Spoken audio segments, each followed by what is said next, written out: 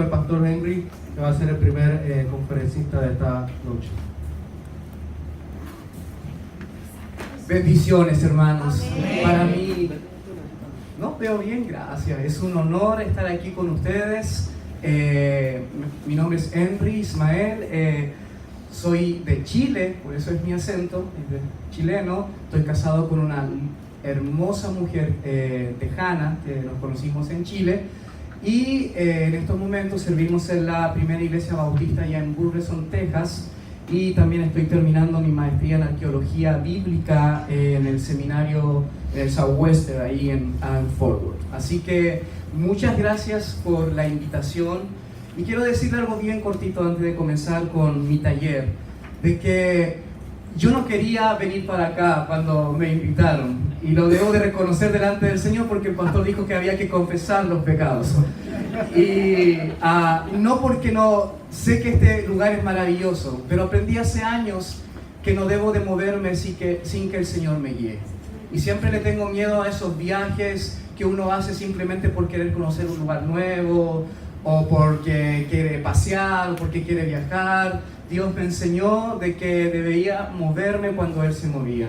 Entonces tengo una agenda bien apretada, y cuando el pastor Jonathan Colón me dijo, oye Ismael, Dios me dice que vayas a Cuamo, yo le digo, mira, Dios tiene que decirme a mí también, así que oremos y vamos a preguntarle a Él. Y en un tiempo de oración, el Señor puso en mi corazón de que yo debía compartir lo que había experimentado. Sabemos que los huracanes María, Irma, ¿cierto? Devastaron este precioso país. Y yo recordé cuando en mi país, el 2010, fue devastado por un terremoto 8.8, hermanos. Y yo en ese tiempo tenía más o menos 26 años y estaba sirviendo en la segunda iglesia bautista de Santiago en Chile, y la gente no podía creer porque había pasado eso. Gente que conocíamos murieron, templos enteros se cayeron, hermano, casas se cayeron, las cárceles se derrumbaron, los presos salían, la policía con armas detrás de los presos. Eso fue una locura. Muchos pastores tenían que ir bajo el agua cuando vino el tsunami para buscar a sus miembros de la iglesia bajo las aguas, hermanos, muertos. Murió mucha gente. Y el Señor dijo, mira, todo lo que tú experimentaste en 2010, tú debes de compartirlo.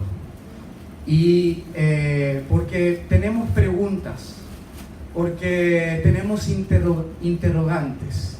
Así que lo que yo traigo en este momento es la respuesta, es un estudio serio, bien profundo, de cómo responder a esta interrogante de por qué Dios permite que las cosas malas sucedan, por qué tenemos terremotos, huracanes, por qué hay gente que amamos con cáncer, por qué un hijo se te muere, por qué una persona maravillosa tiene un accidente, por qué la economía cae, por qué un Dios de bondad permite que los niños mueran en África, por qué vienen estos huracanes, por qué le pasan cosas malas a la gente buena. Y es una pregunta que debemos de aprender a responder como cristianos, porque el mundo afuera nos exige una respuesta. Lamentablemente en el mundo cristiano, en América Latina, y también lo he comprobado en Estados Unidos, nuestras respuestas no son muy bíblicas. Tratamos de justificar a Dios, pero sin base bíblica. Tratamos de decir algo por Dios, pero sin un estudio serio. Por eso que yo quiero invitarle a que pueda poner atención, que pueda escribir. Más adelante vamos a hacer las preguntas, así que si tiene alguna pregunta de un concepto que no entiende, o cualquier pregunta, anótelo. Esto le va a ayudar a conversar con un ateo, con una persona que está enojada con Dios porque piensa de que Dios no es tan poderoso, o porque Dios no le escuchó su oración, pues una persona que amaba igualmente murió y Dios no la sanó. Esta va a ser una respuesta para gente que está desilusionada con Dios, porque cuando era pequeño no le libró de un abuso, de una violación o no le libró de una enfermedad. Gente que está muy desanimada. Así que este estudio le va a dar las bases bíblicas para que usted se transforme en una persona que tenga una respuesta de esperanza. Amén. Así que vamos a ir a la Biblia, hermano. Yo no soy psicólogo ni trabajador social como Olga, tampoco soy un experto en finanzas como César, que nos va a hablar de finanzas. Yo soy un teólogo, soy un profesor de Biblia y creo que la palabra del Señor nos da las respuestas que necesitamos en medio de las crisis de la vida. ¿Amén? Amén. Ok, vamos entonces, anote, por favor, esto va a estar bien profundo. Vamos a hablar acerca entonces de la crisis.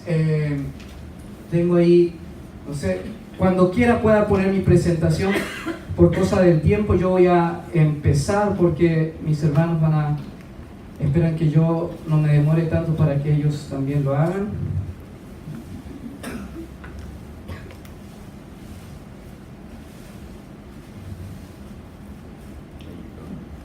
Ahí está, muy bien. Entonces yo voy a ir hablando y usted la va pasando. Muchas gracias. Entonces, ¿cómo confiar en Dios? Esa es la pregunta que queremos contestar en esta tarde. Vamos a analizar la palabra crisis bajo un concepto bíblico, ¿ok? Que es una situación grave y decisiva que pone en peligro el desarrollo de un asunto o un proceso. Pero lo importante es saber que la crisis en la terminología del Nuevo Testamento, el Nuevo Testamento está escrito en griego, no en español, y dice que las crisis es algo que tiene que ver con la decisión que una persona tiene cuando algo cambia en su vida. Es un momento de reflexión, es un momento de decisión. En el hebreo, confiar, que es la segunda palabra que vamos a analizar, cómo confiamos en Dios en momentos de crisis, tiene que ver con hablar con franqueza. ¿Sabe? Confiar no es estar ausente de dudas, muchas veces pensamos que confiar en Dios tiene que ver con confiar a ciegas, pero en la terminología bíblica y en el hebreo, confiar tiene que ver con yo tengo dudas en mi corazón, pero creo firmemente de que Dios tiene una respuesta y de que Él tiene una esperanza y soy capaz de hablar con Él con franqueza. Y las tres preguntas que nos vamos a responder, número uno será, ¿por qué Dios envía o permite la crisis en la vida? Número dos, ¿por qué Dios permite que la crisis suceda? Y número tres, ¿de qué manera Dios interviene en las cosas malas de la vida? Y bajo esta mirada vamos a recorrer tres grandes esferas. La primera, que es la bíblica, que vamos a desarrollar ahora, porque creo que ahorita boricua es un poquito después, ¿no? Ahora, sí, gracias. Ahora, que vamos a desarrollar ahora es la Biblia. Y mañana vamos a hablar sobre cómo enfrentar la crisis cuando uno es líder de la iglesia, sirve a Dios, es pastor, es un ministro, pero igual tiene crisis, hermano. Cómo responder a las crisis personales en el liderazgo y también mañana vamos a responder cómo nosotros podemos servir en medio de las crisis de las personas. Y digo esto porque en mi experiencia del terremoto en Chile el 2010, como les digo, las iglesias no teníamos una respuesta bíblica, sino con mucho entusiasmo, pero no bíblica. Y muchos dijimos cosas que, wow, hermanos. Iglesias que decían, Dios mandó el terremoto porque Chile estaba siendo ateo. Dios mandó el terremoto porque a Dios le gusta la sangre y quería matar a esa gente que no creía en Él. Y las iglesias tenían esas respuestas, hermanos. Dios envió el terremoto porque es un castigo divino. ¿Dice eso la Biblia? Tal vez sí lo dice, pero es algo que debemos de interpretar en todo el texto bíblico. Por eso que debemos ser bien sabios, por eso debemos aprender a leer la Biblia. Yo sé que aquí hay jóvenes, hay niños que tal vez no tienen un estudio profundo de la Biblia. Yo me preparé para líderes, para pastores, para gente para entrenar a personas, pero estoy seguro que si usted está aquí en esta noche, en esta conferencia, es porque el Señor lo quiere entrenar a usted para ser de esperanza allá afuera. ¿Quién dice amén a eso? Amén. Amén. Así que si usted dice no entendí nada, el Espíritu le ayudará a entender. ¿Ok? Entonces, ¿qué dice la Biblia acerca de la crisis? El Antiguo Testamento tiene 3 miradas. Y pongan mucha atención con esto, por favor. La primera mirada del Antiguo Testamento es la teología retributiva. ¿Qué significa teología? Teología significa la mirada que yo tengo de Dios a través de la Biblia. Eso es teología, mi perspectiva que yo tengo de Dios a través de la Biblia, ¿cierto? Para actuar en la sociedad, en el mundo. Eso es mi perspectiva de Dios, lo que creo de Dios.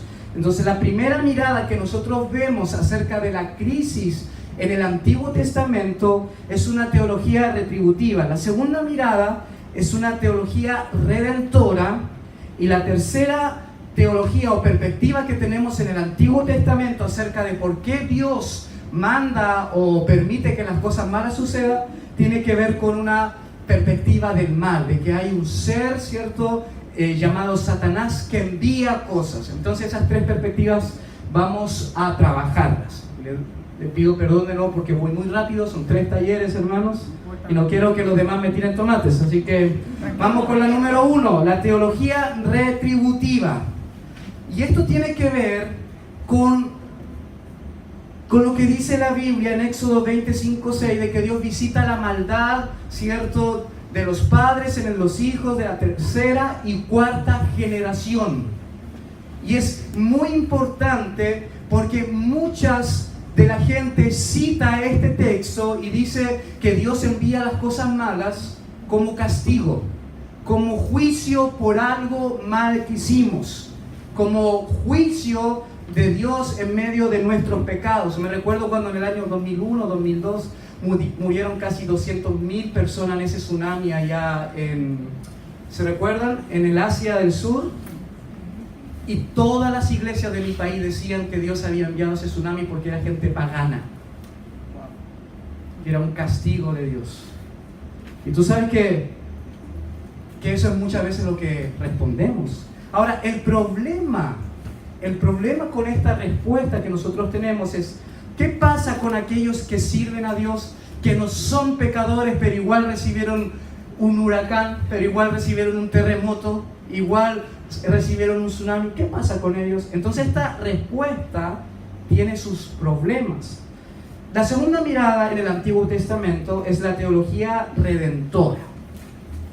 Y esto se ve muchísimo en la reflexión de la segunda parte del Antiguo Testamento. El Antiguo Testamento tiene 3 partes: la Torá, que es la ley; los Nevi'im, que son los profetas; y la tercera parte, los Ketubim, que son los escritos de sabiduría, pero también algunos escritos históricos. Y la tercera parte del Antiguo Testamento, los Ketubim, reflexionan mucho sobre un pensamiento filosófico de por qué Dios permite las cosas malas, y llega a la conclusión. Usted puede verlo en Proverbios 3:12, que es solo un ejemplo. Hay muchísimos versículos más, pero esto es simplemente para que usted le agarre el gustito y estudie la palabra del Señor. Amén. Amén, amén. Porque dice, ¿cierto?, que 2 Timoteo capítulo 2 verso 15 dice: procura con diligencia presentarte a Dios aprobado como obrero que no tiene de qué avergonzarse, que usa bien la palabra de verdad. Y esta teología redentora tiene que ver que Dios envía lo malo para enseñarnos. Dios permitió esa enfermedad, Dios permitió ese suceso natural porque tiene una enseñanza que darnos. Dios lo envió por una enseñanza. Ahora, el problema con esa respuesta es: ¿Dios tiene que enviar crisis para enseñarnos?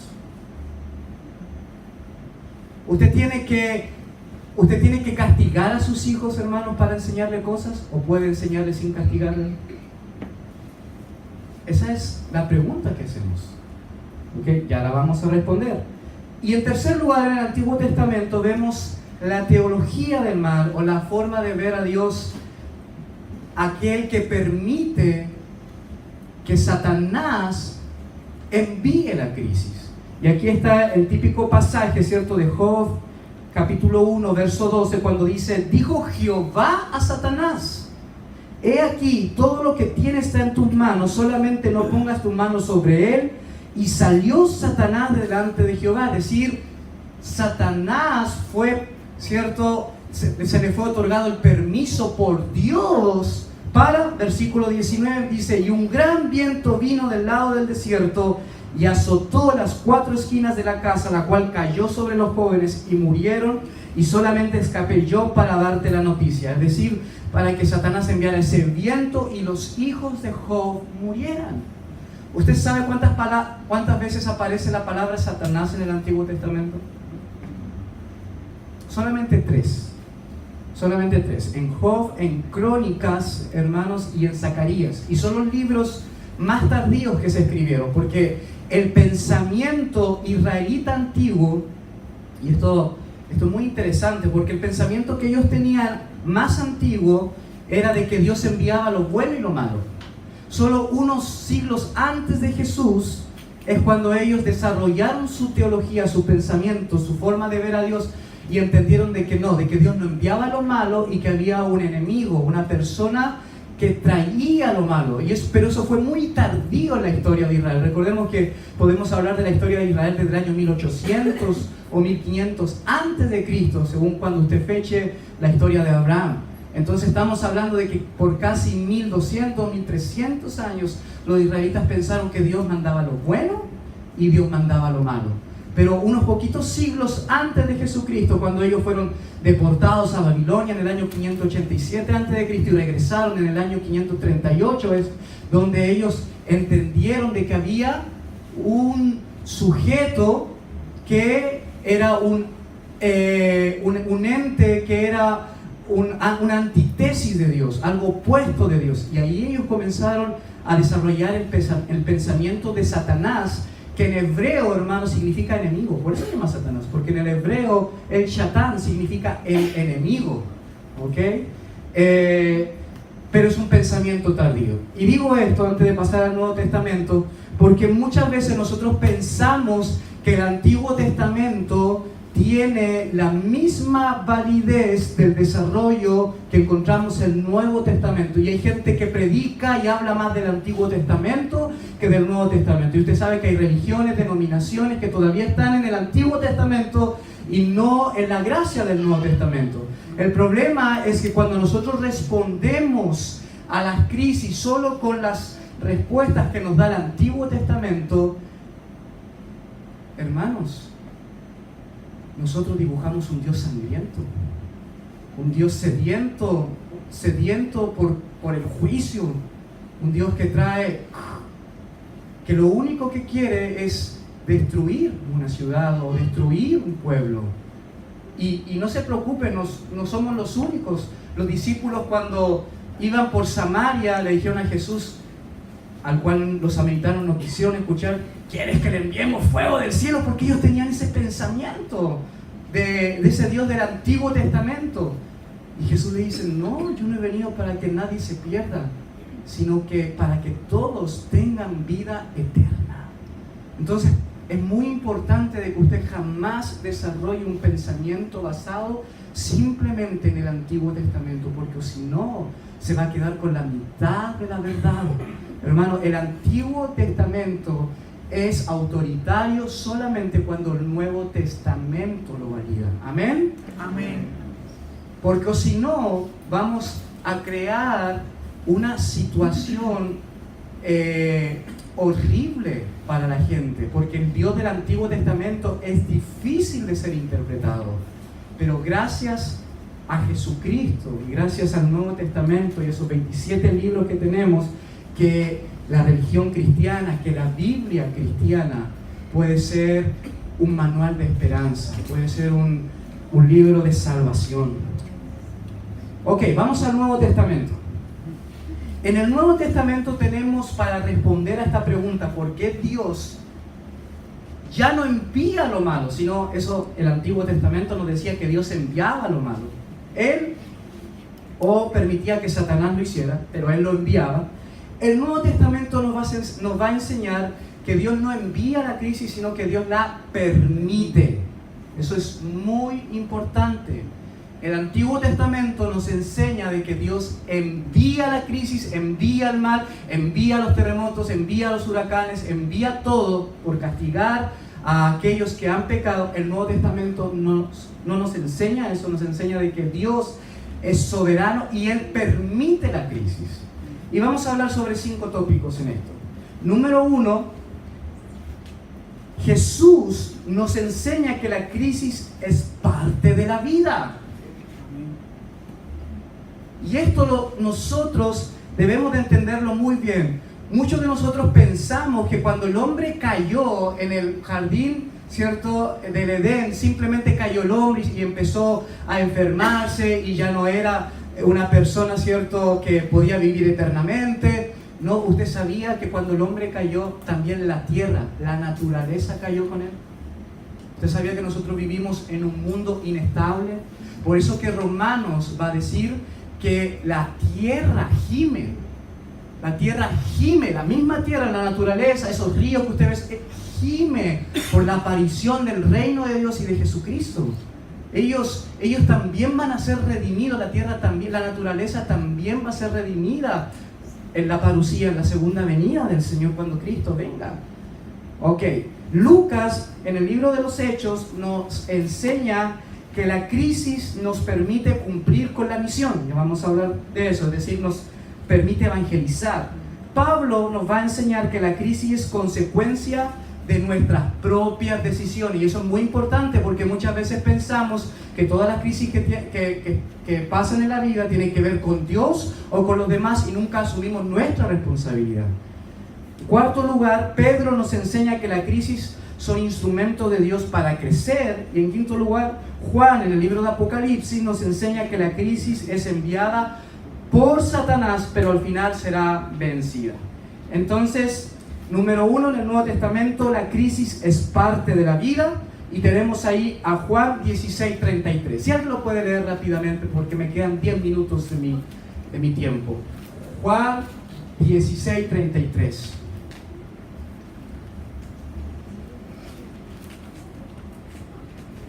Está ahí mismo, estaba ahí mismo, si no podemos leer. ¿Sí? Bueno, lo voy a leer yo, porque para que vayamos rápido. Dice: estas cosas os he hablado para que en mí tengáis paz.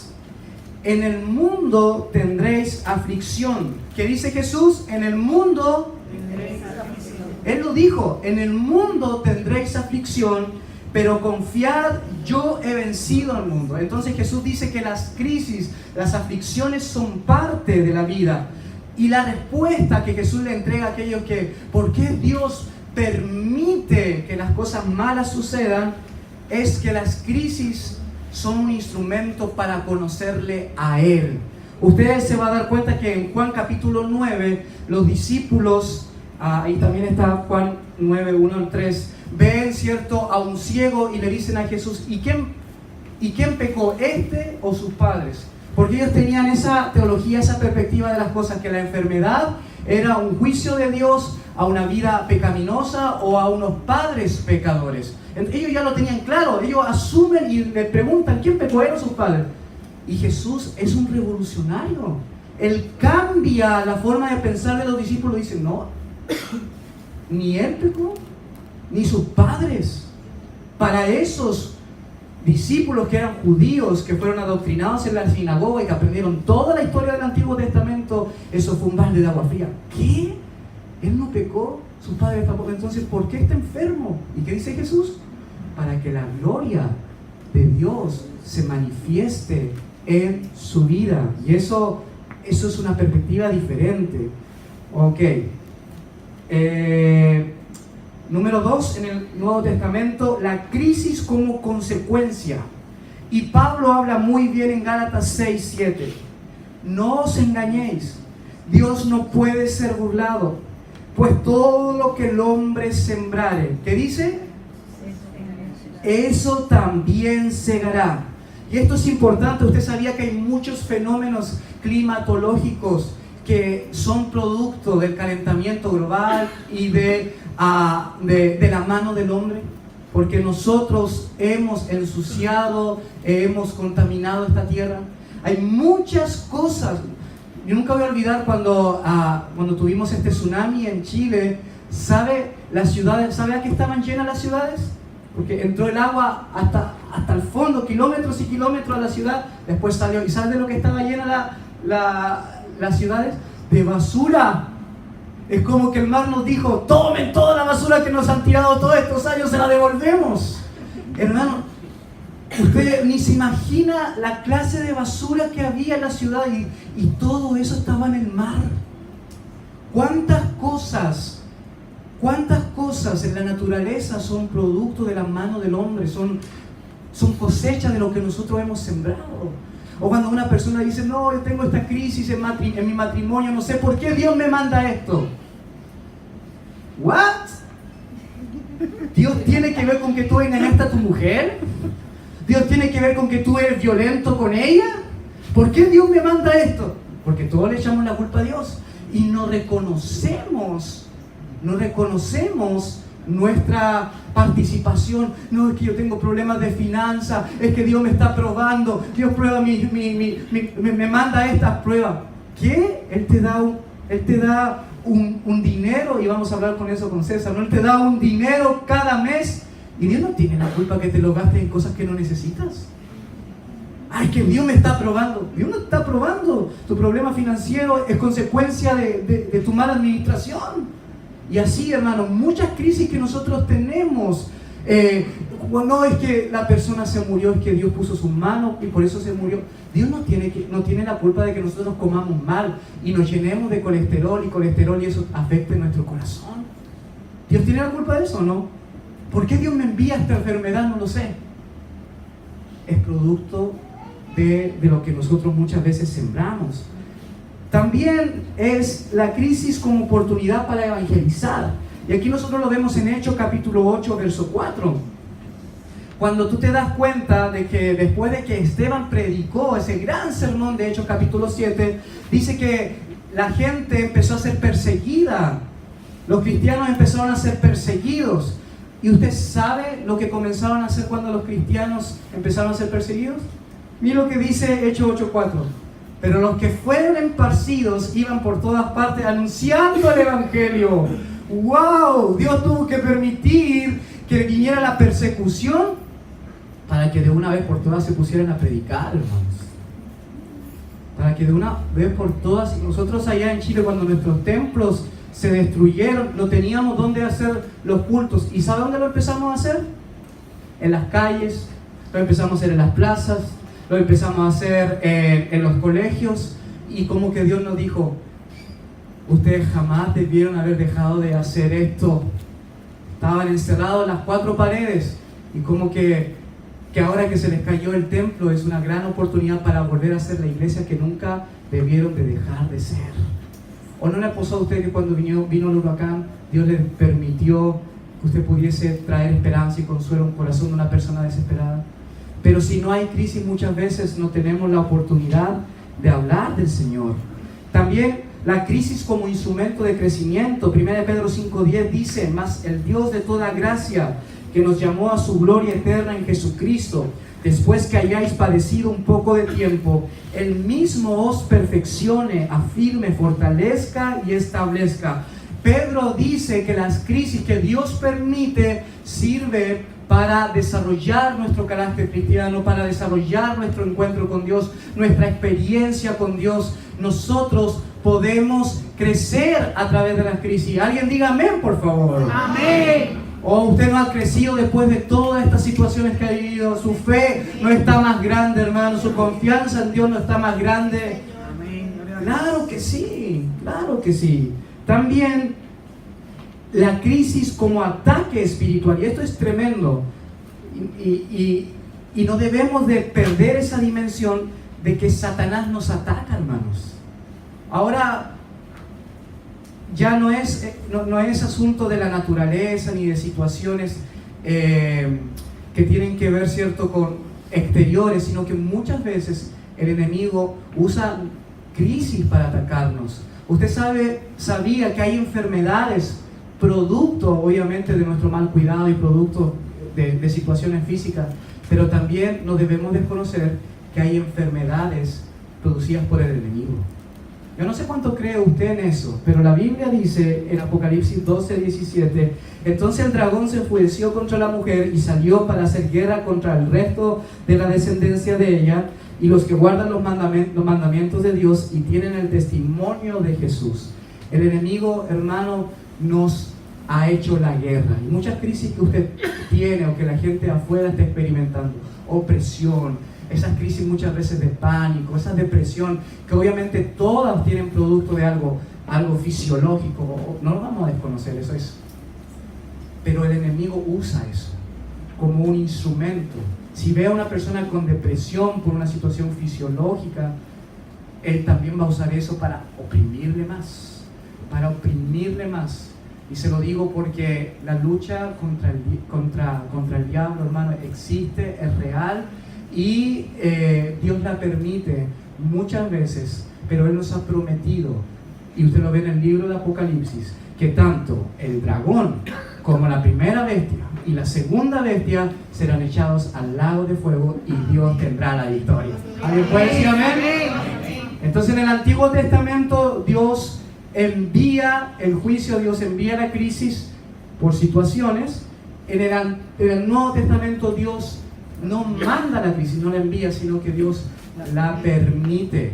Dios la permite, por lo que acabamos de hablar. Quiero terminar esta presentación con una respuesta que está en la última diapositiva, que tiene que ver con Jesús. Usted sabe, y hay un teólogo muy maravilloso, que dice que para responder a la pregunta ¿dónde está Dios en medio de las crisis? Nosotros no debemos ir a una respuesta, sino que debemos ir hacia la vida de un hombre, que es Jesucristo. Amén. Jesús es la respuesta de Dios en medio de las crisis. ¿Dónde está Dios cuando las cosas malas me suceden? ¿Dónde está Dios cuando mi hijo se murió? ¿Dónde está Dios cuando estoy enfermo? ¿Sabe dónde está? En el mismo lugar. Dios está en el mismo lugar que Él estuvo cuando su Hijo Jesús estaba muriendo en la cruz del Calvario. Dios no intervino cuando su propio Hijo estaba muriendo. Muchas veces tampoco Dios no va a intervenir. ¿Por qué? Porque así como Jesús murió, resucitó y trajo la salvación a este mundo, nuestras crisis, hermanos, producen una bendición mayor que ni siquiera nosotros conocemos, que hoy no entendemos, pero cuando estemos en su gloria podremos comprender. Amén. Entonces, ¿cuál es la respuesta de Dios al ateo? Es Jesucristo. Y el ateo va a decir, pero tú, Dios, no experimentaste todo lo que yo experimenté.